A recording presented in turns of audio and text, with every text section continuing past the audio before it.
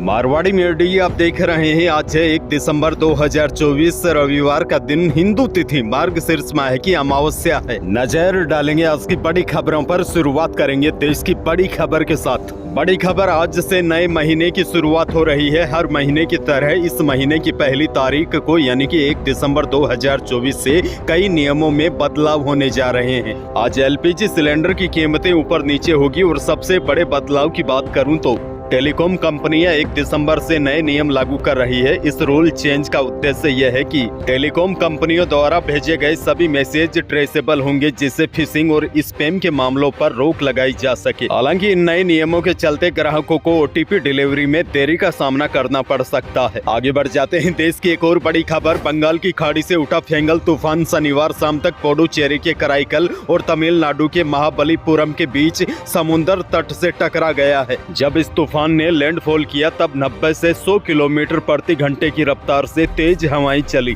इस तूफान का असर कर्नाटक और आंध्र प्रदेश में भी दिखाई दिया। इस तूफान की वजह से तमिलनाडु और पुडुचेरी के कई इलाकों में भारी से अति भारी बारिश दर्ज की गई। चेन्नई में कई फ्लाइट्स प्रभावित हुई। कल शाम 7 बजे तक एयरपोर्ट को बंद करना पड़ा। तूफान के चलते तमिलनाडु में स्कूल और कॉलेज बंद रखे गए और जिन जिन जिलों में तूफान का सबसे ज्यादा खतरा था, इन जिलों में लोगों को भी घर के बाहर न निकलने की सलाह दी गई थी। लेकिन अब इस तूफान का खतरा टल गया है, लेकिन बारिश अभी भी जारी है।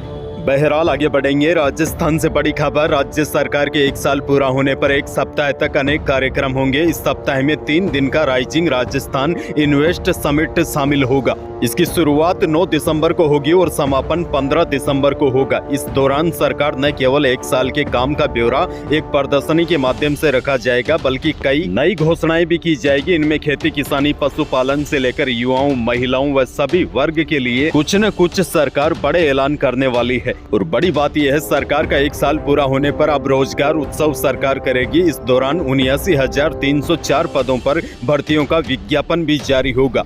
इसके तहत 14,565 युवाओं को नौकरियों के नियुक्ति पत्र भी सौंपे जाएंगे। इसके अलावा युवा उद्यमियों के लिए 150 स्टार्टअप को राजस्थान स्टार्टअप पॉलिसी के तहत फंडिंग कराई जाएगी। आपको बता दूं, मुख्यमंत्री भजनलाल शर्मा सहित दोनों उप मुख्यमंत्रियों ने पिछले वर्ष 15 दिसंबर को पद की शपथ ली थी। अब सीएम 1 साल पूरा होने पर ऐसी अनेक नई योजनाओं की घोषणा करेंगे। जानकारों की माने तो इस अवसर पर सरकार गोपालकों को 1 लाख रुपए तक का ब्याज मुक्त ऋण की घोषणा कर सकती है। मुख्यमंत्री मंगला पशु बीमा योजना की लॉन्चिंग करेगी। ऊंट संरक्षण व विकास मिशन की शुरुआत होगी। इसके अलावा प्रदेश में 1000 नए दूध संकलन केंद्र की शुरुआत होगी और कम से कम 100 से अधिक गौशालाओं को रियायती दरों पर गो कास्ट मशीन उपलब्ध करवाने की भी शुरुआत होगी। इसके अलावा राज्य के 35 विभागों में 30,736 करोड़ रुपए की 12,274 कार्य का शिलान्यास भी होगा। आगे बढ़ जाते हैं। बड़ी खबर, उपचुनाव की आचार संहिता के बाद कल पहली बार कैबिनेट और मंत्री परिषद की बैठक हुई। इस बैठक में कई बड़े फैसले लिए गए। कैबिनेट की बैठक में धर्मांतरण विरोधी बिल को मंजूरी दी गई है। बजट सत्र में यह बिल लाया जाएगा। जबरन धर्मांतरण पर 10 साल की जेल और यदि कोई व्यक्ति खुद की मर्जी से धर्म परिवर्तन करता है तो उसको 60 दिन पहले कलेक्टर को सूचना देनी होगी। इसके साथ ही आरएसी कांस्टेबल भर्ती में भी बदलाव किया गया है। भरतपुर और बीकानेर में विकास प्राधिकरण 9 नीतियों को मंजूरी दी गई है। इस बैठक में एक और बड़ा फैसला किया गया है। आरएसी कांस्टेबल भर्ती के लिए पहले 10वीं पास की योग्यता थी, इसे बढ़ाकर अब 12वीं पास करने का फैसला लिया गया है। मेवाड़ भीलकोर में भी 12वीं पास योग्यता रहेगी। कैबिनेट ने इसके लिए कांस्टेबल भर्ती नियमों में संशोधन को मंजूरी दी है। वैसे आपको बता दूं, राजस्थान पुलिस में कांस्टेबल भर्ती के लिए पहले से ही 12वीं पास योग्यता थी, लेकिन आरएसी और मेवाड़ भीलकोर में कांस्टेबल के लिए योग्यता 10वीं पास थी। खैर आगे बढ़ जाते हैं। एक और बड़ी खबर, राजस्थान में 41 से 45 वर्ष के असंगठित श्रमिकों, स्ट्रीट वेंडरों और लोक कलाकारों को अब 60 वर्ष की आयु में 3,000 रुपए प्रतिमाह पेंशन मिल सकेगी। और बड़ी बात यह है, पहली वर्षगांठ के मौके पर भजनलाल सरकार मुख्यमंत्री विश्वकर्मा पेंशन योजना लागू करने जा रही है। अब देखिए, इसका लाभ लेने के लिए 41 से 45 वर्ष तक के इन वर्गों के व्यक्तियों को 60 वर्ष की आयु तक 100 रुपए प्रतिमाह जमा करवाने होंगे। अच्छा देखिए, केंद्र सरकार की पीएम श्रम योगी मानधन योजना में भी इसी तरह की पेंशन दी जा रही है, लेकिन उसके दायरे में 18 से 40 वर्ष आयु तक के लोग ही है। लेकिन मुख्य मुख्यमंत्री विश्वकर्मा पेंशन योजना के दायरे में वह 41 से 45 वर्ष के असंगठित श्रमिक, स्ट्रीट वेंडर और लोक कलाकार आ सकेंगे जिनकी मासिक आय 15,000 रुपए से कम हो और साथ में केंद्र सरकार के इस श्रम पोर्टल पर भी पंजीकृत हो। और बड़ी बात यह है, यह पेंशन वृद्धावस्था पेंशन के अतिरिक्त होगी। विश्वकर्मा पेंशन योजना में शामिल व्यक्ति की अगर 60 वर्ष की आयु के बाद मृत्यु होती है तो पति या पत्नी को आधी पेंशन दी जाएगी। और बड़ी बात तो यह भी है, अगर 60 वर्ष की आयु से पहले और पंजीकरण के 10 वर्ष के भीतर कोई योजना बीच में छोड़ देता है तो उसे पेंशन निधि की वास्तविक ब्याज अथवा बचत खाते की ब्याज दर के आधार पर ब्याज राशि मूलधन में जोड़कर लौटा दी जाएगी। एक और बहुत बड़ी खबर, उदयपुर में ट्रांसपोर्ट व्यापारी के घर चल रही इनकम टैक्स विभाग की छापेमारी में बड़ा खुलासा हुआ है। शनिवार को बिजनेसमैन के 7 लॉकर खोले गए, इनमें 25 किलो सोना मिला है। अब तक व्यापारी के पास 37 करोड़ कीमत का 50 किलो सोना और 5 करोड़ रुपए केस मिल चुके हैं। Golden and logistic transport company के जयपुर, उदयपुर सहित देश भर के 23 ठिकानों पर IT की छापेमारी 3 दिनों से चल रही है।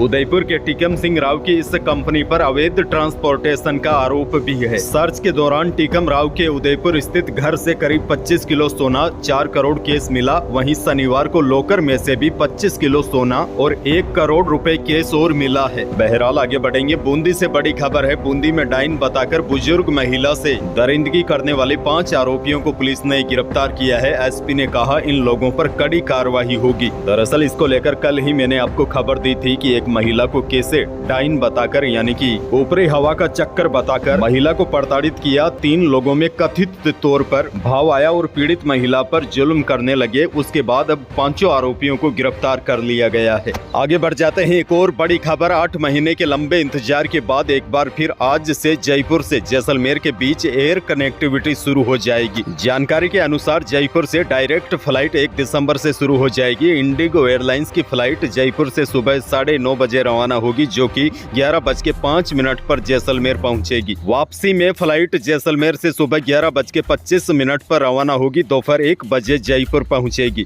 बहरहाल आगे बढ़ जाते हैं। एक और बड़ी खबर, राजस्थान राज्य सड़क परिवहन निगम ने अपने बस बेड़े को मजबूत करने का बड़ा फैसला लिया है। निगम की बैठक में अगले 2 साल में 500 डीजल और 300 इलेक्ट्रिक बसें शामिल करने की सहमति बन गई है। इससे यात्रियों को अधिक आरामदायक और सुविधाजनक सफर का अनुभव मिलेगा और जो रोडवेज बसों की कमी चल रही है वह भी पूरी हो जाएगी। खास तौर पर इलेक्ट्रिक बसों के संचालन के लिए सरकार ने तैयारियां तेज कर दी है। और बड़ी बात यह है, नई बसों के जुड़ने से ग्रामीण और शहरी क्षेत्रों के बीच यातायात की स्थिति में भी सुधार होगा।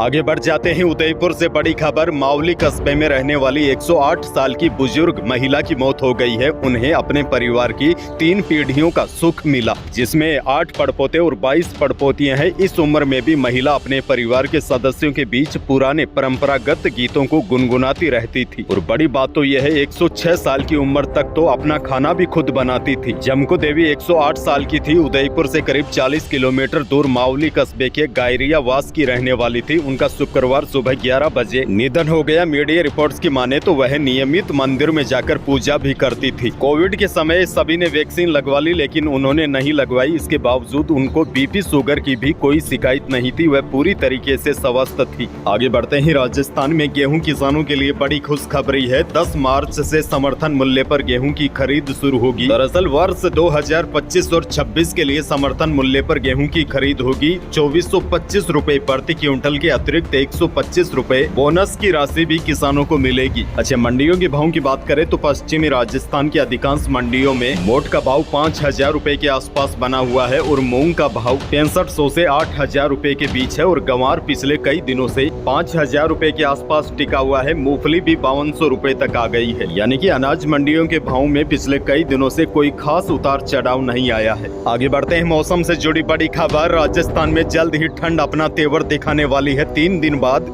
जम्मू कश्मीर और लद्दाख से चलने वाली हवा यहां पहुंचेगी और पारा तेजी से गिरेगा। इससे प्रदेश के कई शहरों में तापमान 5 डिग्री तक नीचे आ सकता है। इसके पीछे कारण यह है कि मौसम विशेषज्ञों ने बताया है, वर्तमान में एक वेस्टर्न डिस्टर्बेंस जम्मू कश्मीर लद्दाख के एरिया में आ गया है। इस सिस्टम की वजह से पहाड़ों में आज हल्की बारिश और कहीं कहीं पर बर्फबारी होने की संभावना है। और इस सिस्टम के आगे जाने के बाद 3 या 4 दिसंबर से राज्य में उत्तरी हवाओं का दौर शुरू होगा। इससे यहाँ के तापमान में बड़ी गिरावट होने की संभावना है, जिसके बाद तेज सर्दी का दौर शुरू होगा। तो यही थी प्रदेश और देश की आज की बड़ी और महत्वपूर्ण खबरें। वीडियो को लाइक करना बिल्कुल न भूलिए और चैनल पर नए हैं तो सब्सक्राइब जरूर कीजिए ताकि आप अपडेट रहे बड़ी और काम की खबरों से। धन्यवाद।